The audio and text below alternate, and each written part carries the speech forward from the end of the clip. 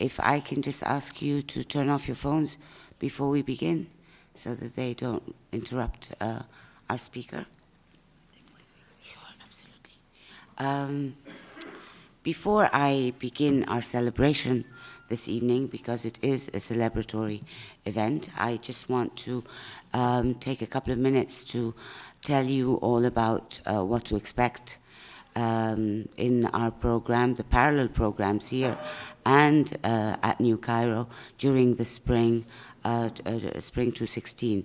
Our next event here in Tahrir will be on Tuesday, Tuesday, March 22nd, and this will be a lecture entitled Toward Developing a Critical Urban Lexicon, Cairo Urban Resource Library and the Challenge of Translation and Terminology. And this lecture will be given by Omar Nagati and Beth Stryker, co-founders of Cluster, the Cairo Lab for Urban Studies, Training and Environmental Research. Our second lecture, and last actually in the semester, is entitled Self-Translation, Faithful Rendition or Rewriting, and it is by Muhammad Tawfiq, novelist and former diplomat, and it will be on Tuesday, April 19th in Oriental Hall at 6 p.m. On the other side of the world, in New Cairo, we have a parallel lecture, our interdisciplinary series, and in that series we have three lectures lined up. The first one is by one of our AUC graduate students, and it promises to be an excellent lecture, and I'm very proud actually to be hosting her in that series as the first speaker. Her talk is entitled A Translator in the Crossfire, Bassem Youssef and the International Emmys Opening Speech. And this will be on Monday, February 29, therefore this coming Monday, at the new campus at 1 p.m. The second one is by my colleague, Ellen Kenny, in Islamic Art and Architecture, and her talk is entitled Islamic Art and its Intradisciplinary Translations. That will be on Monday, March 28, 2016, also at 1 p.m. They're all during assembly hour. Our third one is by theater director and playwright and translator Ahmed Al-Attar. His talk is entitled Beyond the Text, Theatrical Translation in the Age of Globalization, and that will be on Monday, May 9th. So I hope that you'll be able to join us for some, if not all, of these very engaging lectures. And now we can begin to celebrate. We are tonight celebrating a long journey of cooperation, really, between one of the Arab world's most distinguished scholars of comparative and Arabic literature and an American poet who has immersed himself in Arab culture and literature. This celebration really crowns, as I said, a very long journey of collaboration that was recently awarded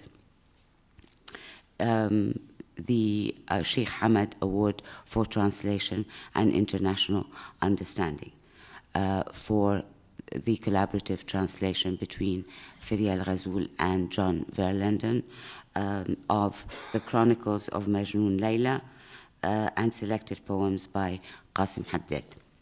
Ferial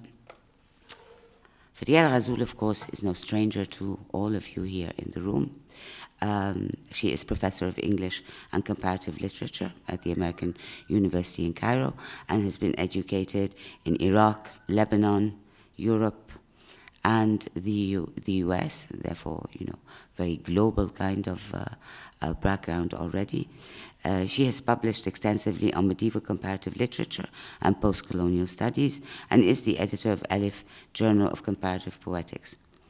She has taught seminars on translation and translation studies, and of course is a distinguished translator herself with many, many works to her name.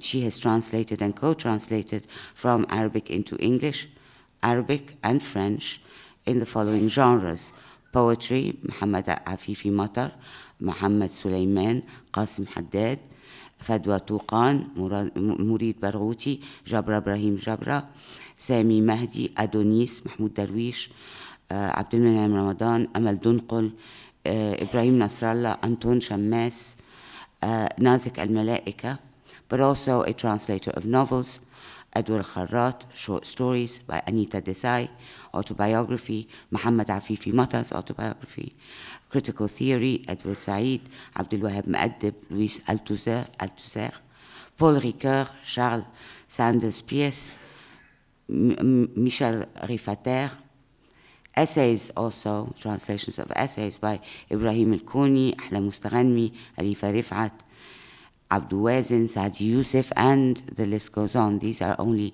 the translations, actually. If I were to go into her academic and scholarly publications, she will have no time to speak, I think. John Verlenden, who is unfortunately not with us, but will be, I hope, well represented even in his absence, is an American academic, writer, and award-winning translator of Arabic literature. He obtained a BA in English literature from Rhodes College and an MFA in creative writing from Louisiana State University. He has taught at a number of universities in the US and the Middle East, including the American University in Cairo. I will dare say something very brief about the poet himself, whose translated work is being celebrated. That is Qassim Haddad, who has reworked, therefore, the classical Majnun Layla into what now has become, an award-winning translation. And his poems and his copious output, ranging from aphoristic short poems to longer free verse experiments, have led to international recognition and celebration, actually, as you can see from the award itself. I started by saying that this particular award, the Sheikh Hamad Award, comes to crown a long history of a collaboration between Ferial Ghazoul and John Verlenden, because it actually is a journey that goes back a long way. They collaborated on the translation of Quartet of Joy, a book of poetry by Muhammad Afifi, which was also an award-winning translation. They were awarded the Arkansas Prize, correct? For that translation of Afifi Matar. They also collaborated on the translation of Edward Kharrat's, late Edward Kharrat's novel, Rama wa Tinnin, Rama and the Dragon. That, by the way, is a novel that was awarded the Naguib Mahfouz Prize here at AUC. Together they wrote and obtained a grant through the NEH in order to translate Qassim Haddad's poetry. That was in 2010, and that collaborative work is what then brought them into the this prize-winning sort of mode, because the translation was awarded twice, actually. Once the Arkansas Arabic Translation Award in 2013, and then more recently in 2015, correct? 2015, the Sheikh Hamad Award. 14. 14? Oh, sorry, 15. 15, Yes. 2015, all right? And I would just like to say that this kind of work between two translators who actually also come from two different cultures, but also two different professional backgrounds, is exemplary. It really is what translation is about. Many of us have sort of images of translators sitting alone in their room with piles of dictionaries around them, working alone and agonizing over texts, when in fact that's not the case. I think translation happens in conversation, whether informal or formal. And I think this is a fantastic example of how you can build on the collaborative work over several years. And I'm sure that the journey shows in the projects that Ferial and John have undertaken together as translators. Okay, I've taken too much time already. I just want to say that Ferial Ghazoul is no stranger to this center. She was among the first guests to speak here. When she spoke last, her lecture was entitled "The Translator as Hero." And here she is today, indeed, the translator as hero. And this evening's talk, therefore, is entitled "Together, Collaborative Translation of the Untranslatable." Thank you. Please help me welcome Dr. Ghazoul.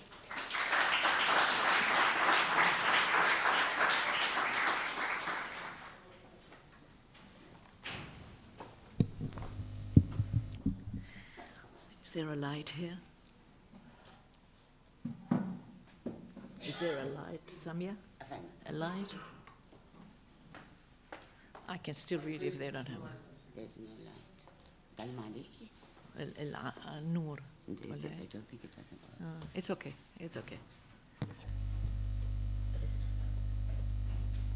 It's okay. Don't worry about it. Don't worry about it. مش مهم. I'll manage. Okay. I want to start by thanking Samia Mehwez for having me speak today in this series of In Translation. This is not the first time, as she mentioned, that I speak in the series, though this time my talk is based more on my personal practice in collaborative translation. My first talk in the series was on the translator as a principal character in fiction. It focused on the new fiction in Arabic, English, and Spanish, marked by situating the translator as the protagonist and the significance of such move of the translator hyphen character from being a secondary persona to becoming the protagonist and the hero. The presentation was developed into an article entitled "The Arab Translator as Hero" and was published in the London-based journal, The Translator. I'll be happy to send you an electronic copy if interested. I also want to thank all friends and colleagues who wrote me to congratulate me for the award my co-translator and I received for our translated book of Qassim Haddad, Chronicles of Majnun Layla and Selected Poems. This, in fact, is the second award our translation receives. The first was awarded jointly by the University of Arkansas and Syracuse University, which made it possible to publish the translation in the series of Middle East Literature in Translation, edited by Michael Beard and Adnan Haidar. The second prize that we received from an independent foundation in Qatar named after Sheikh Hamad was for translation and international understanding. I particularly value the dimension of international understanding when it is associated not so much with diplomacy, but with literature and specifically poetry. In today's talk, I want to discuss collaborative translation and specifically how our experience of paired translators contributed to the final literary product. In many ways, it's a talk in praise of collaborative translation. To say this is not to diminish the importance of solo translators, many of whom are sitting here in the audience, but to offer an alternative mode, particularly when addressing what I have called the untranslatable in the title. What is untranslatable? Texts or phrases whose sense cannot be expressed in another language are said to be untranslatable. In our culture, we think of the Quran as untranslatable. But in fact, the Quran has been translated, but even then, such transposition does not carry the title of translation. Instead, it's referred to as interpretation. Arthur Arbery's translation of the Quran in English or Jacques Berg's translation of the Quran in French are not to be confused with the Word of God which was revealed in Arabic. There is a theological controversy over translation of sacred texts, be they Buddhist, Christian, or Islamic, given the holiness of the text and by extension the pitfalls of not rendering it correctly. The Bible, unlike the Quran, was written in 3 languages, Hebrew, Aramaic, and Greek. And thus, it's a multilingual text which invites translation. Since very few command these 3 languages, translation of the Bible into other languages has ushered teamwork translation. As for the Quranic translation, the Senegalese philosopher and professor at Columbia University, Souleymane Bachir Diène, argues that there are 2 kinds of translations. One, translations related to the Quran. One is vertical, from God to man. That is the transfer of what is in Al-Lawh al-Mahfuz, the preserved tablet, into discourse delivered by Gabriel to the prophet. And this is a unique transposition or transfer or translation which cannot recur. According to Diène, there is a horizontal translation from one human language to another, which opens the Quran to other tongues and that can occur and recur. There are also translations of the Quran undertaken as teamwork by King Fahd Complex.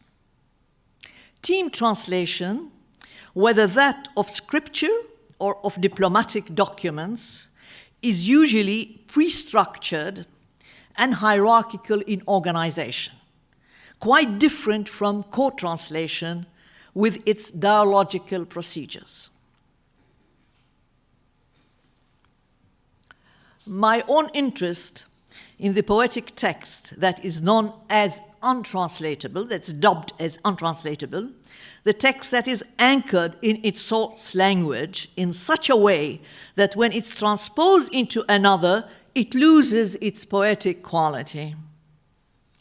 Frost is famously and frequently quoted, having said, "Poetry is what gets lost in translation." But such texts, in my opinion, are not impossible to translate, but are very challenging for the translator. In English, we don't have terms that distinguish between, I'm going to use the Arabic term, al-nas al-ta'jizi lit-tarjama, the text that cannot be translated, such as puns, and al-nas al-musta'si ala tarjama, the text that's very challenging for translation, such as poetic texts. In a recent article by Amira Khashgari entitled "The Paradox of Translating the Untranslatable," she argues that the very concept of equivalence, usually the principle of translation, has been questioned and that non-equivalence, I quote her, non-equivalence constitutes an equally legitimate concept of translation process. End of quotation. Of course, we all know that equivalence is never total and is always partial. Thus, to avoid the dichotomy of equivalence versus non-equivalence, such other terms were coined, such as dynamic equivalence or functional equivalence, have been proposed.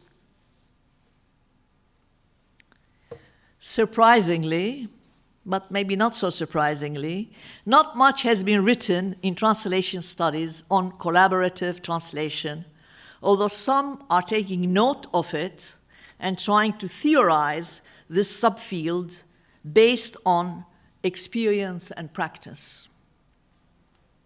This effort, these studies on collaborative translation hardly touch on what is being done in the field of translating from Arabic collaboratively. Much more is being discussed on co-translation from Chinese, for example. There will be an international symposium specifically on researching collaborative translation in Hong Kong this spring, in April 2016.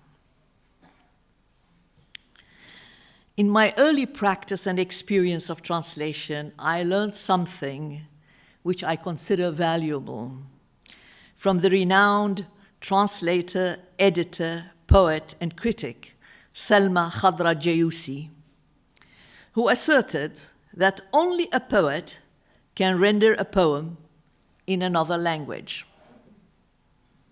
That was her perspective in translating her edited anthology, Modern Arabic Poetry, in 1987. She introduced, on a large scale, collaborative translations where a scholar of Arabic would translate a poem to English, and then an English-speaking poet will revise it to give its poetic essence. She would then decide on the first product by judging the Arabic original and the English translation. She at times rejected translations by the English-speaking poet because she felt that what the second translator did with the draft of the first translator compromised the tone of the Arabic poem. My only critique of this mode is that the first translator is not in dialogue with the second translator in this process, and thus it is somewhat impersonal and more akin to editing or adaptation than co-translation.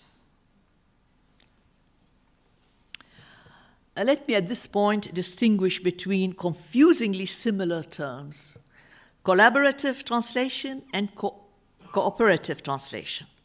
Both types of co-translation. A translator may be a solo translator and thus an independent translator. He or she can either be a native speaker of the source language, as in the case of Samia Mehr's translating Muna Prince, My Name is Revolution, which is not in our library, by the way. No, not the translation. Okay.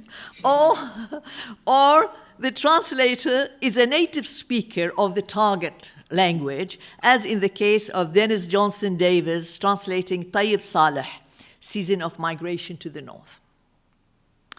In the Arab world, we often have a translator of a text from English to Arabic, and another translator, presumably more experienced, checks it or edits it. We call this muraja'a, an overview, but not a co-translation. I distinguish between cooperative translation and collaborative translation, though often they are used to mean the same thing interchangeably. Cooperative translation is when two translators or more cooperate to translate a work or an anthology, as Radwa Ashur and others translated to Arabic the Cambridge History of Literary Criticism, 20th Century Historical, Philosophical, and Psychological Perspectives. If I were to translate with Samia Mehrd's, for example, an Arabic novel to English, where we divide the work between us and revise each other drafts as we go along, I would call this cooperative translation, al-tarjama al-ta'awuniyya, because both Samia and I are native speakers of Arabic, and we are consolidating our efforts.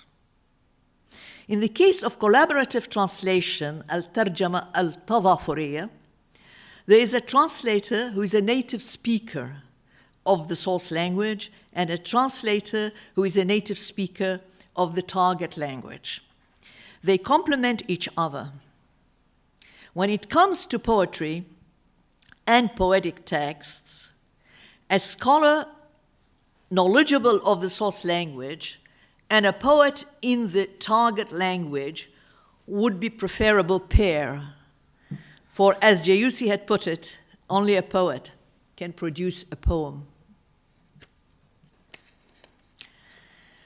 But this pairing in collaborative translation of poetic texts is not a matter of bringing one scholar in the source language plus one poet in the target language.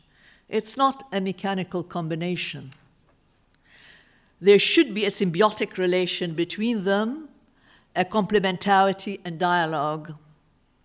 In our case, John Verlenden, the American poet, and Ferial Ghazoul, the Iraqi scholar of comparative literature, had plenty in common. We taught in the same university, AUC. John lived in the Arab world for 15 years in Jordan and Egypt. He knew Arabic enough to understand semantic and syntactic nuances when I pointed them out. He was immersed in Arab culture and had read modern Arabic literature in translation. I studied in the US, Columbia University, and I have been teaching English and comparative literature for years, and many of my students are here. John taught rhetoric and creative writing in the unit that was part of the Department of English and Comparative Literature before it became a department of its own, Department of Rhetoric and Composition. John and I became colleagues and friends, and I felt we were on the same wavelength, aesthetically and ideologically. Above all, we have the same obsession with precision and perfection, the same fascination for words and poetic ambiguity. I remember calling on him to help me in translating an Arabic epigraph for Aleph, Journal of Comparative Poetics. Not only did he present a good poetic translation along with alternatives based on my literal and free translations of the epigraph, he was also willing to engage, in fact welcoming, a discussion of semantic nuances of the Arabic and how they worked in English. John and I have translated 3 poetic books, as Samia mentioned, Quartet of Joy. Can we have them? Can you present the covers anyway? Muhammad Afifi Matas, University of Arkansas, 97. Quartet of Joy, that's Quartet of Joy. This cover is by Calderbank, and it's calligraphy, Arabic calligraphy, Shar. It's written on Shar. And we also translated together Rama and the Dragon by Edward Kharrat, AUC Press, 2002, and Chronicles of Majnun Layla by the Bahraini poet Qassim Haddad, Syracuse University Press, 2014.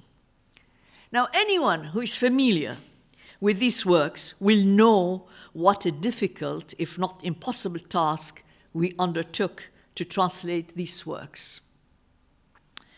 I remember when I asked Muhammad Anani, the well-known translator, to translate a poem by Muhammad Afifi Matar for an issue of Alif on Egyptian poetry of the 1970s, he said to me that first, one has to translate Matar to Arabic, given the level of obscurity and ambiguity in his writing, then to English.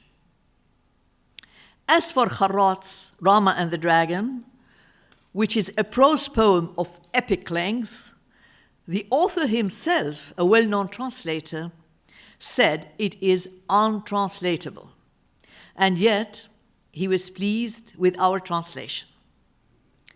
John and I have made it a point to be in close contact with the authors we translate. Matar was helpful. He knew English better than he claimed, and he was helpful in deciphering for us some lines. Kharrat read our translation and made a few revisions here and there. Qassim Haddad felt that it was best to leave it to critics and translators to figure out his meaning. Still, he was willing to explain some points which puzzled us when we asked him. The ambivalence of Haddad is captured in his assertion, which we use as the epigraph of our translation of Chronicles of Majnun Layla. He says this, and I quote him in translation: "The writer is not enslaved by forms. He creates and betrays forms simultaneously." Creates and betrays. There is a debate in translation studies about which language should be privileged in a translation. The target language, to please the readers without disrupting their expectation of what reads well, or privileging the source language and thus give the readers the pleasure and the jolt of experiencing the strange power of the foreign text in one's language, as Walter Benjamin called for. At times, this debate takes the form of colonial versus post-colonial mode of translation practices, with an overuse of terms such as domestication and foreignization. The whole debate seems as if one has to choose between being loyal to the source language or the target language, which seems to me a false problem.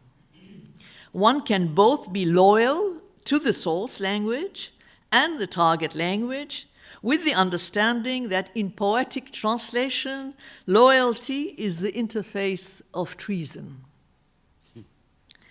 What we have opted for in our collaborative translation is to walk on the rope without falling on either side of it.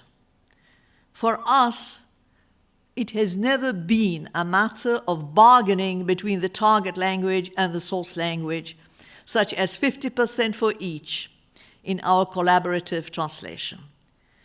This is not a commercial partnership, but a literary partnership.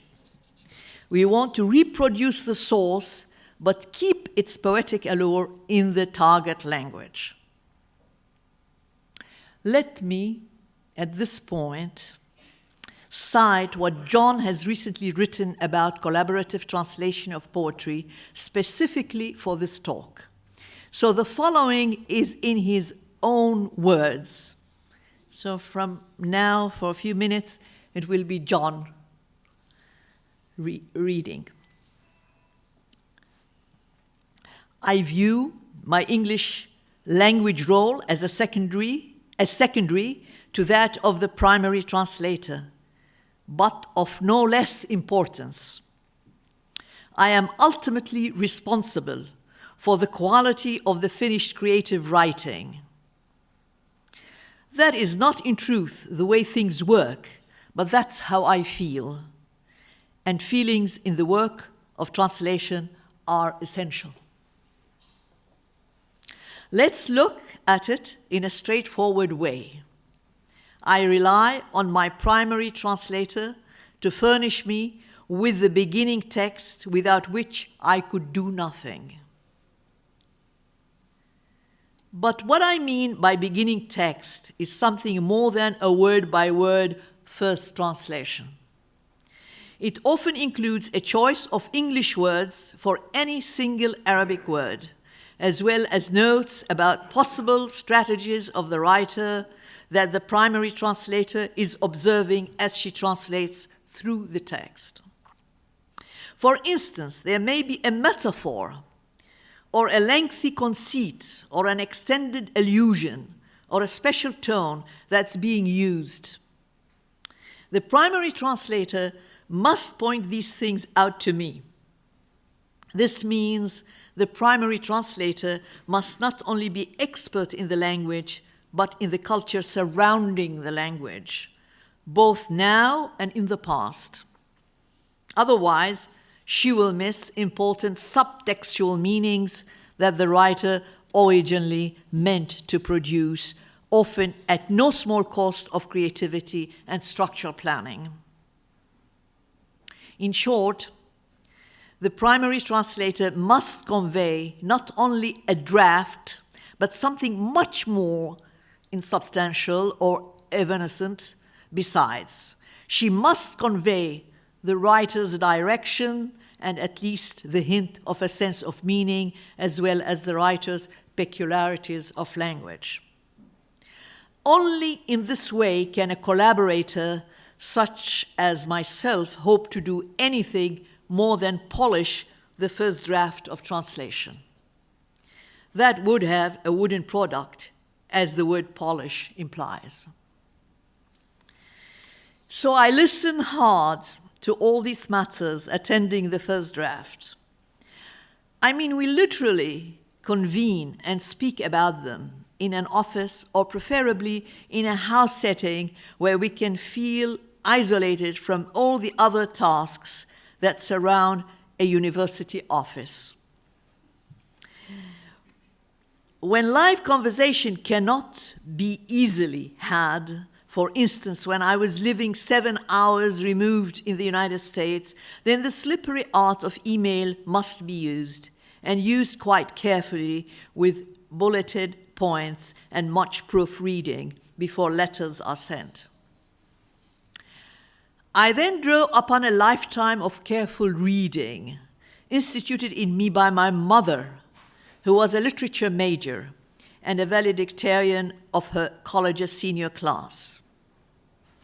Without her early professional reactions to my own first poems and to the poems that both of us knew from common reading, from the library of paperbacks that she supplied our house, I wouldn't have been able to cultivate my own set of criteria for what makes one line of poetry work better than another. I also credit my school teachers who strengthened and deepened my mother's fundamental critical/creative posture. I was raised on the moderns, and luckily the moderns still exert the primary influence on Arab poetry. Since the end of my education, I have been a ceaseless autodidact to postmodern expression, as perhaps all of my generation had to undergo. There were simply no teachers. You had to read the journals and then make of their poetry what you could. I've always sought out interviews with poets, and I've always had friends who were writing poetry. I have to draw on everything I've learned from the moderns, who were highly skilled at metaphor and allusions and careful cadence, and from the postmoderns who depend on contemporary pastiche, cut-up techniques, and above all, tonal disjunctions that are made to function like musical koans. Cadences spring from all aspects of the world: the humming of electric instruments, the blather of film scores, which incorporate sounds more than music.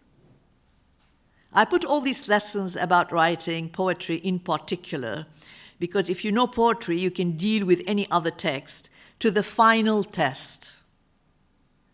Can I sense the poet as a living human being? Can I channel something of his or her spirit? What's been of inestimable help to me is hearing poets talk and read their poetry. The tone of that first word, the cadence of the speech, it doesn't matter that I can only half follow their language textually. I'm following the heart and intelligence of their voice. Once I feel that I have that final element as it would emerge in English, a totally different language, then I can proceed with my job in some degree of confidence. With, of course, much to and froing with my primary translator, who herself has slipped on her second hat as co-creator of the many drafts that go into the final work. That's the end of John Verlenden. Now, to me, back to me. John's last sentence about my having slipped on my second hat as co-creator reminds me of the question I have always posed. Can a person who is not a poet translate poetry? The best response I got was from the French translator of Adonis, Anne Wad-Minkowski. She said in her guest visit to a seminar I was teaching on literary translation that one could translate poetry if one were a poet or could have been a poet. She wrote an article entitled Traduire Adonis, in which she argued that the most challenging issue in translating an author known as untranslatable, like Adonis, touches on the very act of translation itself.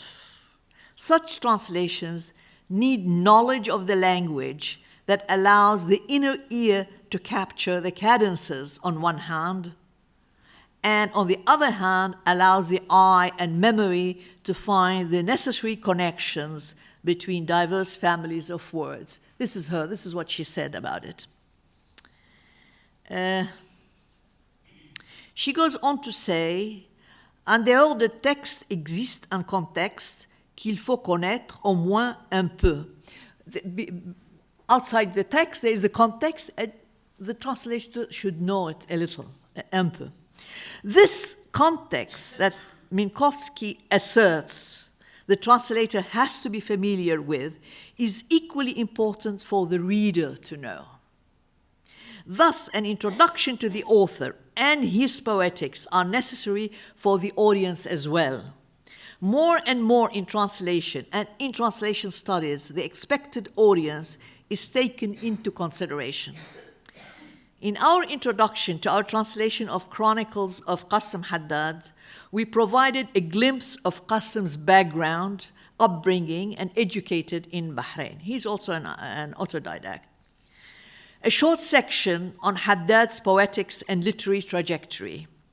An ample section on Majnun Layla as traveling classic from its presumed inception in the Arabian desert at the turn of the 8th century to its presence up till today in various formats and languages, in music and in painting, in drama and in dance.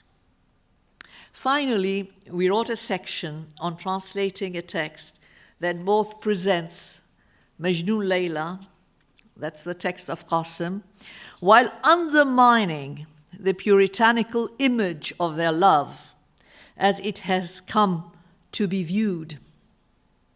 Qassim's use of intertext is ironic, allowing the couple to emerge as secular lovers with sensual passions, and with Layla declaiming her love far from her image as a passive beloved or a divine icon of Sufis as rendered by Nizami and Jami', among others. Haddad deconstructs the so-called historical portrait of Majnun by citing the contradictions in such reports, in such historical reports. So we as translators had to preserve this critical stance of Qassim while also capturing his diverse tones. We specifically did not opt for a free recreation, but for a responsible transcreation. We tried to present the Arabic poetry through English and not into English. We entrusted the reader to contribute to the process of reading by unpacking the different levels of tones in the Chronicles. Qassim often recounts the episodes that have become part of the story and legend of Majnun Layla, giving them a twist of his own. At times, he waxes lyrical about their love while conflating Majnun with the poetic persona, the first-person speaker in the poem. To help the reader adjust to new textual grids that represent different frames of expectations, not interiorized by English-speaking readers, we included a translation of a chapter from Qassim's memoir, Warshat al-Amal, in which he recalls an episode from his childhood in prose. We also included a poem of Qassim Haddad entitled He Was Told, O Muhammad, that represents the same touching episode but in verse. We also provided the reader with explanatory endnotes for terms or references that are not likely to be figured out, such as Hulu, the Bahraini pearl diving chant that we simply transliterated, or explained what suwak twigs are used for. For those readers who want to know our approach to translation, we wrote a short essay explaining our commitment to the original as well as to its poetic effect in English. So allow me to read one paragraph that's actually in the book about our translation strategy. Our translation approach is eclectic but hierarchical among its various orientations. While we initially locate the literal meaning of the Arabic in English, the nature of poetry and good prose demands that any other possible meanings be also noted and studied with an eye to teasing out subtextual motifs, linguistic tropes, and themes. Accordingly, literal meaning and secondary and tertiary meanings and more, if the translators aspire them, make up the initial level of concern. However, the aura, the evanescent and otherwise non-literal feel of the text is the greater concern, and if necessary, the literal level is subjugated in order for tonality, which also expresses a level of theme, and for the larger scene of the poetry's music to continue to develop a harmonious whole. In other words, sound and sense, built upon literal meanings, are considered simultaneously. End of this paragraph that defines our translation process. Finally, what are the pleasures and perils of collaborative translation? Let me start by the joys of translation in this mode. One is constantly carrying a dialogue with a partner, whom the French call an interlocuteur valable, an appropriate interlocutor or addressee. One is constantly learning from each other in such collaboration. The final product is not a matter of compromise between 2 points of view as to wording to include, but a matter of the two of us fully agreeing on the final version. That, when reached, is really an ecstatic moment, akin to the ancient Greek philosopher and inventor Archimedes, who came out running with joy when he discovered the mathematical formula about water displacement when objects are immersed in it. Formerly, it was an intractable problem. He said, "Eureka, Eureka, I found it, I found it." But there are other pleasures that are not so instant as the pleasures of gaining knowledge of intricate verbal constructions and finding the right pitch for rendering them in another linguistic idiom. It is the pleasure of contributing to disseminating Arab culture and literature, to disseminate a marginalized culture into the global scene. Arab culture has been othered for too long, and it needs to find its place on the map of world poetry. I do not like to use the term marketing for diffusing a cultural product, and poetry is the last thing that can be marketed in today's world. However, there are ways of making poetry attractive, of raising the interest in poetry and reading. This is where the choice of material to be translated has to consider the global context and not only the local and regional contexts. Majnun Layla is practically a household name standing for passionate love. Isaac Disraeli saw in Majnun Layla echoes of Petrarch and Laura. André Miguel saw in it a parallel to Tristan and Isolde. Majnun and Layla speak to the world even though interpretation of their love varies from one culture to another, from one period to another. Our modern Majnun Layla of Qassim Haddad needs to be highlighted to take its part in world literature, contributing to a positive image of contemporary Arabs when the media focuses on the ugly Arab and the Muslim terrorist. While there are beautiful miniatures of Majnun Layla and their unrequited love from Central and Western Asia, we selected the cover painting from the London-based Iraqi painter Ziya al-Azawi, since it corresponds in style to the modernity of Haddad's version. The perils are many. Not least of them is the satisfaction of the co-translators with a finale which is not necessarily faultless. This is where other sets of eyes are helpful. We showed the whole manuscript to our colleague Walid al-Hamamsi, who has a command of both Arabic and English and received an award for his poetry composed in English. His comments, as well as those of juries reading our manuscript, were most helpful in making revisions. Furthermore, we had a penultimate draft of our translation published in Kalima, the electronic bilingual cultural magazine edited by Sabri Hafiz, in anticipation for possible reactions of readers.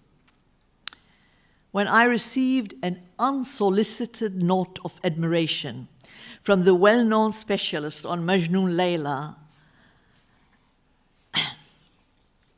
and its different versions, As'ad Khairallah, professor of Arabic and world literature at the American University of Beirut, I knew we have done something right. As we said in our translated book, translation is always an adventure and a form of artistic ijtihad, an aesthetic interpretation. For those who undertake such adventures should also be ready for the risks of the journey.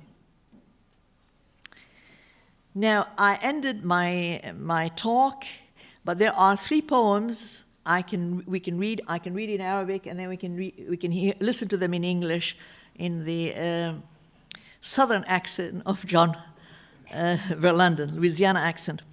The poems are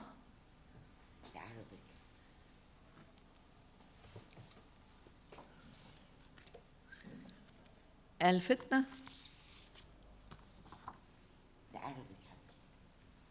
The Arabic. You found it. الفتنة. Yeah. Okay, this is it. Move it up a little. Yeah. Okay, thank you. الفتنة.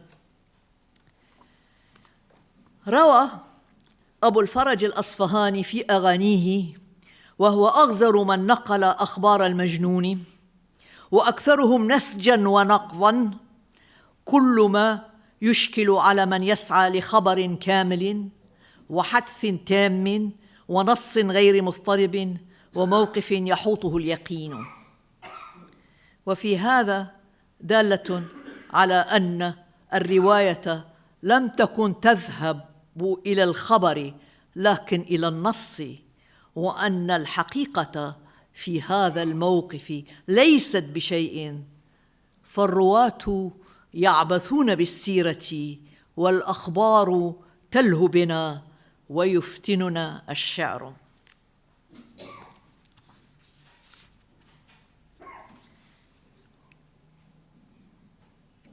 This is a very short poem. See, he moves from recounting the story and quoting others to shorter poem or longer lyrical poems. This poem is called البكاء كله. قيل له ماذا لو أن ليلى لم تكن؟ قال لكنت بكيت البكاء كله لكي تكون.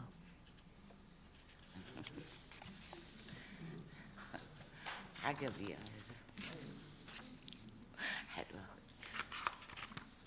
This is not from the Chronicles, but from another diwan. أنت الموسيقى وأنا الرقص، كالرقص المتمرد في السهول الرهراها، أتموج وأنت موسيقاي. ينداح معي الزرع وتنهض الزوبعة، وتنهد الحلمة الراهقة في خطواتي. أمشي ليس على الأرض، أطير ليس في الهواء، فأنا الرقص وأنت موسيقاي.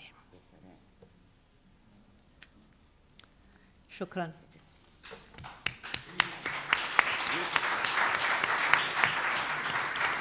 الآن ستسمعون الترجمة ريكوردينج بتاع جون في نفس الترتيب، يعني القصائد. I'll read 3 poems by Qassim Haddad, the first 2 from Chronicles of Majnun Layla, and the third from his selected poetry. Enticement.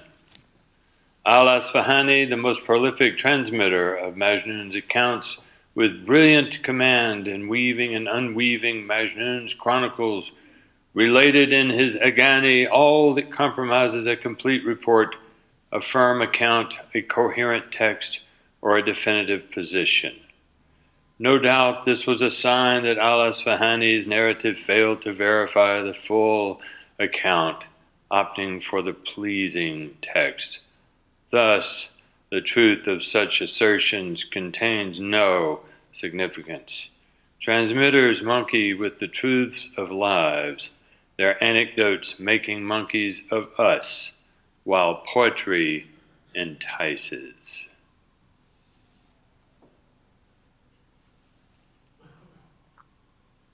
All the weeping. He was told, "What if Layla were not?" He said, "I would have wept her into existence."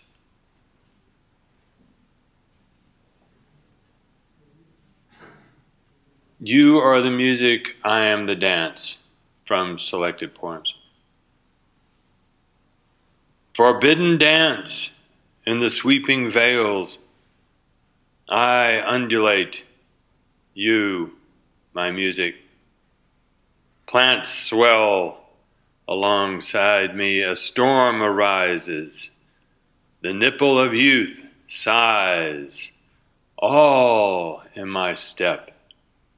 Walking, not on earth, flying, not in air.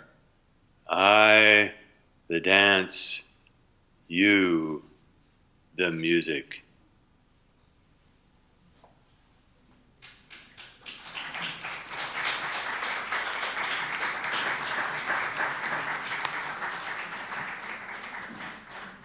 Thank you, Ferial. This is a magnificent introduction to collaborative translation. And congratulations again.